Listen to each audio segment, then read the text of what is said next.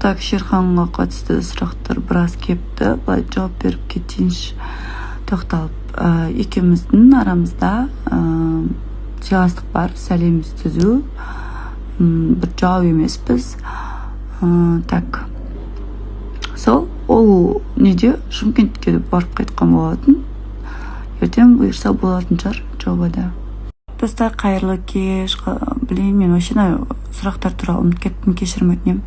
Тез сұрақтарға жауап берсем, бәрін емес, но где-то 10 шақты сұраққа жауап беремін. Так, бірінші, қатты болушы, жігіттерді қатты жақындатпа, жігіттердің көңіліне қарама дейді. Бағы достар, шілей бүйтіп ақыл айтып кетудің қажеті жоқ маған негізі. Бірақ сонда да айтайын енді. Мен не только жігіттер, мен жалпы адам баласының, қыздардың болсын, жігіттердің болсын, вообще любой адамның көңіліне қатты қарайтын адаммын да. И потом жігіттерді қатты жақындатпай дейді. Мен кім жақындатып жүр, мен ешкім жақындатып жүрген жоқпын. Если сіздердің сол көздеріңізге солай көрініп жатса, тогда да білмеймін онда. Сол негізі по идее ақыл сияқты болып тұр ғой. Негізі ақыл сұрамаса айтпау керек по идее. Мен солай ойлаймын. Онда ұнамайды маған. Мен біреуге ақыл айтсам, біреу маған ақыл айтса. Так, екінші сұрақ. Егер үміткер сіздің барлық талаптарыңызға сай келсе, Қарақалпақстаннан болса дейді. Мен келген кезден бастап айтқам, кез келген ұлттың өкілдерін қабылдаймын, самый главный мұсылман болса болды деп. И потом мен талаптарым 25-30 жасқа дейін аяғынан нық тұрған азамат, сөзіне ісі сай, мені сыйлайтын, менің жақындарымды сыйлайтын, әке-шешемді құрметтейтін, сондай көзі ашық, көкірегі ояу, білімді азамат. Сосын қазір бізде актуальный болып жатқан тема ғой. Типа болашақтағы күйеуіңіз торты бірінші әйелге ма, или өз анасына ма деген. В принципе, андай ғой. Любой ситуацияны негізі жеңіл қабылдау керек ше. Ол жерде ситуацияға байланысты, если кейбір тамадалар бар, бірінші анаңызға беріңіз деп айтатын. Вот это нормально. Но если білмеймін, сол жерде тұрып торт кесіп атып, бірақ мен күйеуім прям анасын іздеп жүріп бірінші анам жейсін дейтін болса, онда мен білмеймін, кішкене это для меня стрёмно.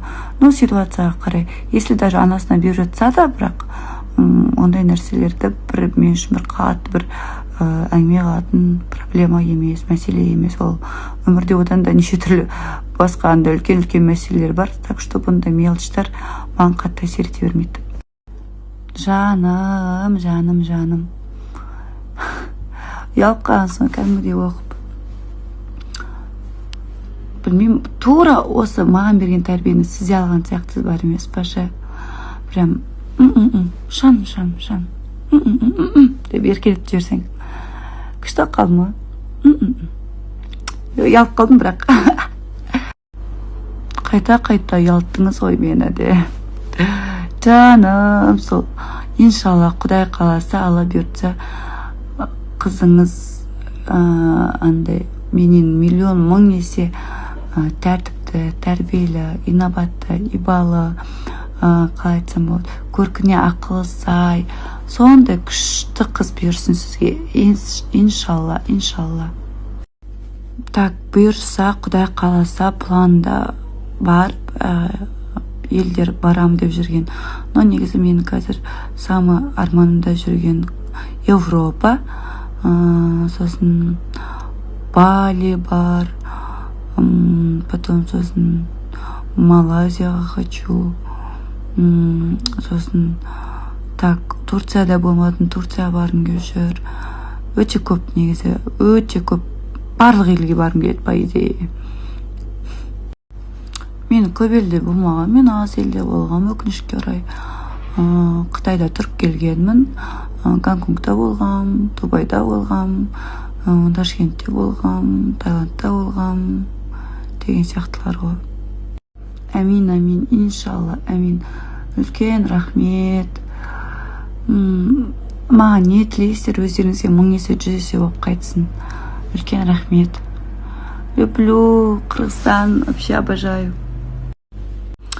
Қазіргі 16 жастағыларға қандай кеңес беретін едіңіз? Оқыңыздар, дамыңыздар. Только сондай өздеріңізге ғана көңіл бөліңіздер. жан-жақты болыңыздар. Қазір заман қатты дамып жатыр, сол себепті өздеріңізді дамытуды тоқтатпаңыздар. Білім, самый главный білім. Жандарым, сол үлкен рахмет. Ақылдыларым менің, сұлуларым менің. Көремше сіздерді прям. Шүкір, Аллаға шүкір, сіздердей адам барына Аллаға мыңда бір шүкір.